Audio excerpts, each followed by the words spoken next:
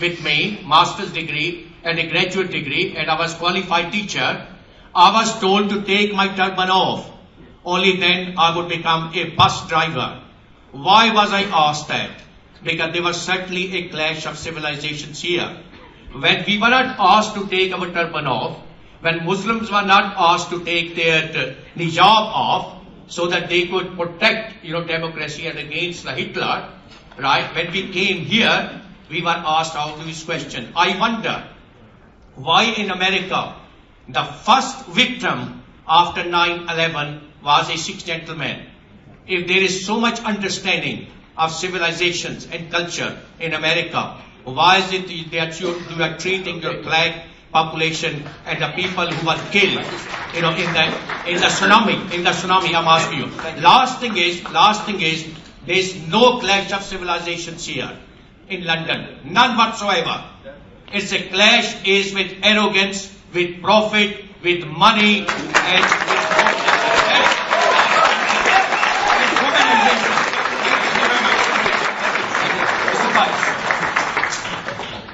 in the immediate aftermath of 9/11, there were a handful of acts of violence.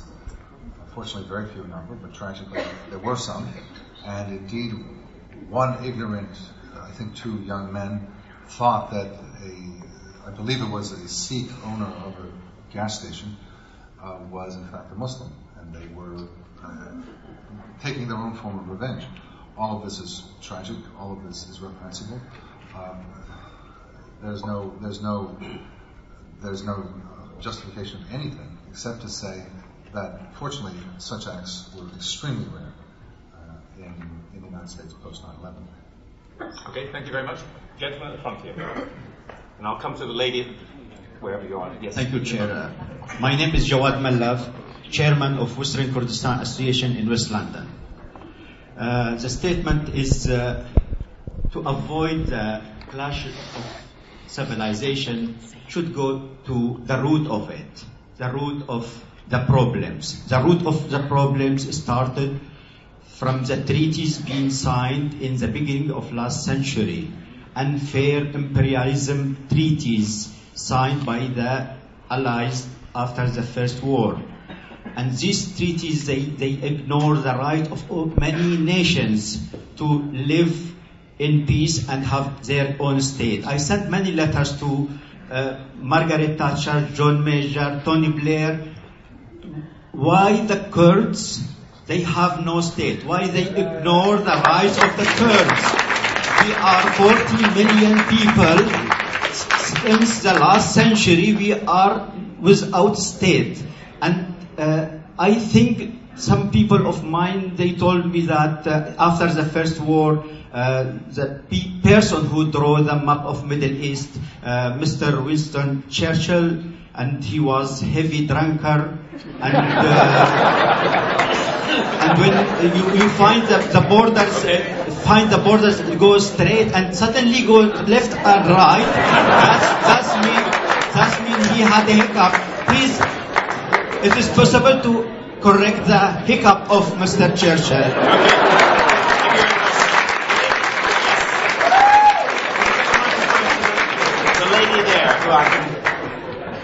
Perhaps you can stand up, madam, so you can find you. There you are. Yes, please.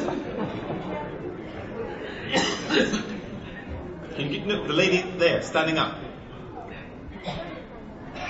Yes, allow me to sit down again. I'm a heart patient. Okay, please do. Thank you. I am Muna Nashashibi from Arab Media Watch. First of all, I would like to remind Mr. Pipes that the negotiations in Palestine failed. Not because the Palestinians didn't want it. It was because the negotiations are supposed to be between 2 equal parties. What you were doing, what the West was doing, was forcing down the throats of the Palestinians and unjust resolutions to accept, which were not acceptable. The second, I would like to ask him, he always says that it is a question of Muslim versus Christian. Do you know what is the religion of Bet Sahur and Bet Jala in Palestine, which the Jews they were living in peace, with the Jews, but the F-16s have demolished them completely, and as a result, all Christians have left Palestine almost. Right, thank you very much. So it is a nationalistic issue, and it is against an illegal occupation. Okay. Thank you. I'm deeply grateful for this reminder that the Palestinians did not have a just resolution. They did not get to eliminate Israel this round, and I give you my condolences. Thank you. The lady there. My faith confronts and unifies all differences. Cracker Kembo, German-born but British, black African son, Asian Indian dress. My faith is that we all have one Father and we are all brothers, regardless of differences. We're all brothers and sisters, and we should treat each other accordingly. Okay. Thank you very much. I'd like to go right to the back again. Yes. Young people, yeah, we've room for everybody. Right at the very back, if we can get the microphone right to the back. Time is on your side, sir. I promise we'll get to you. Right to the back. I'd just like to ask Daniel Pipes if he really understands the sheer weight of oppression, of imperialism, and the aggressive quest for oil which his country has wrought upon the world. And if you would go only a few hundred yards down the road to the Tate Britain Gallery, you will see the photographs of the appalling evidence of depleted uranium, what it has done to the children of Iraq since the early 90s, since the very first Gulf War. This is the kind of imperialism which the people of the Middle East are suffering.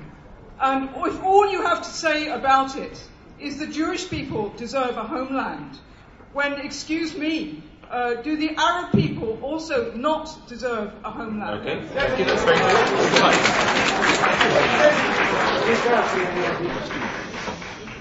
The notion that the United States led the coalition forces to Iraq to get cheap oil is patently absurd. No, it's not. Well, once you stop laughing, put on your accounting hat. Think how easy it would have been to get oil from Saddam Hussein. It was relatively cheap. Not only has the price of oil gone up as a result of the turmoil in the region, but we American taxpayers have paid heavily for sending troops. So were it a matter of getting cheap oil, the thing we would have done would have simply been to leave Saddam Hussein in place. Our forces went to Iraq despite the fact that it would be economically counterproductive. So your argument makes no sense. The expeditionary force to Iraq was undertaken for reasons other than economics. You can dispute that, but it was not economics. Okay, gentleman here, and then I will come to the young gentleman who's been very, very patient. So, in a moment. Yes. I'm Paul Mackney. I'm the General Secretary of the University College Union, or Joint General Secretary, organising a lobby against the cutting in provision for English for speakers of other languages. And that's on the 28th of February. My question to the panel, and I'm trying to bring it back to London and how we can have a good world here, is does it help the cause of civilization for the government to cut the provision of English for migrant workers, refugees and asylum seekers? That's simple. It doesn't. Right, that was a very simple one indeed. Now, the young gentleman there. Yep. You were standing up. No, he's much younger than everybody else, apparently.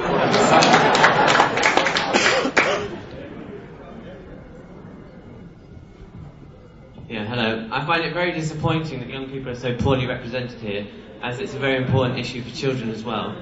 And I think the Mayor paints a very pretty picture of London as a multicultural society, when a multicultural society can't exist when children are being split up into religious education and different schools at a very young age, which can start segregation from a very early beginning. Thank you. I, as in so many ways, don't agree with my government on this. I think, apart from us not having separate faith schools, which I think have been a large part of continuing the problems that we saw in Northern Ireland and here. My own view would be there should be no parental choice at all. Everyone should go to their own local school, and this nonsense we have at the moment of people who've never been on their knees in a Christian church in their life, professing suddenly to be devout Christians so they can get their kid into a good school in the league tables on the other side of London, is an obscenity, and it actually damages the education of all of us. We should all go to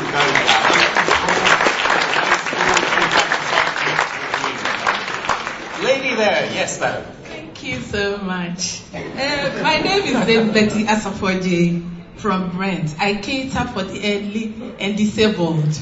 My question is so simple. Who does the world that we live in now belongs to?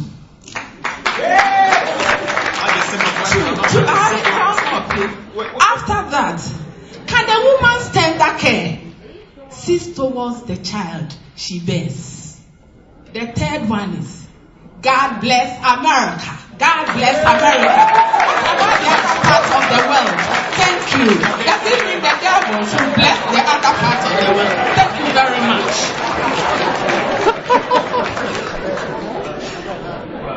I agree, God bless America. I would also who does the world belong to? Well, everyone, evidently. But, I mean, you cannot live in a peaceful society, and we cannot pretend away a problem when it is on our doorstep. We cannot pretend we live in a city without problems.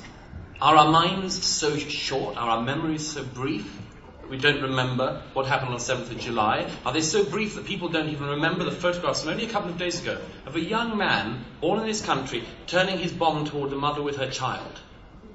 Now, does anyone honestly want to keep up this pretense so there isn't a problem? Or that if we just pretend it away, it'll go away? It won't.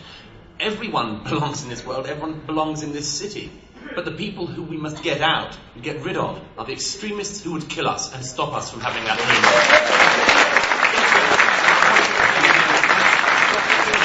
Hello, my name is Richard Avendor from Lewisham. I'd like to hear Ken's comment on my characterisation of the essence of Daniel Pipes' thesis. I believe his thesis is, in essence, ideological terrorism justifying neoliberal terrorism.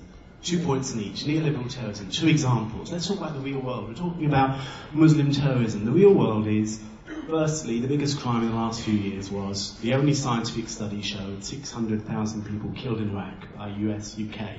That is the real terrorism going on. The biggest scale of terrorism in the world, this is the real world once again, neoliberal terrorism, is millions are dying every day due to preventable diseases, sanitation, etc. And at the same time, trillions is spent every year by one country.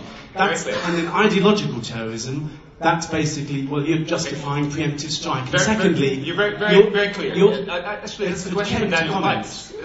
That's the question for Daniel Pipes, unless you want the mayor to justify neoliberal terrorism. Daniel Pipes. I must justify so it's your problem. The burden is on me to justify neoliberal terrorism, is that it? What you, as a poor, benighted soul, are doing is blaming the United States, blaming Britain, blaming Israel. You didn't mention Israel, but I'm sure it's part of the triad. For all the problems of the world, why don't you think that other peoples have a responsibility for writing their own history, determining their own fate? Why is every problem in the world, including sanitation and disease, why is that Washington's, London's, and Jerusalem's problem? Why do you have so little respect for the other peoples of the world that they can make things happen on their own? Why do you think that there's a puppeteer behind every action? Why is it conspiracy theories? Why can't you go beyond this and look at the world as it really is?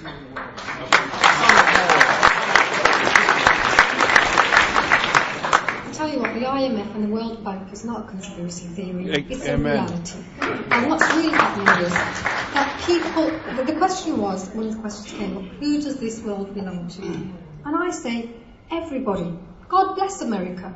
God bless Britain. God bless Iraq. God bless Afghanistan. Everybody has a right to live their life. And what? Can I speak, please? No. God bless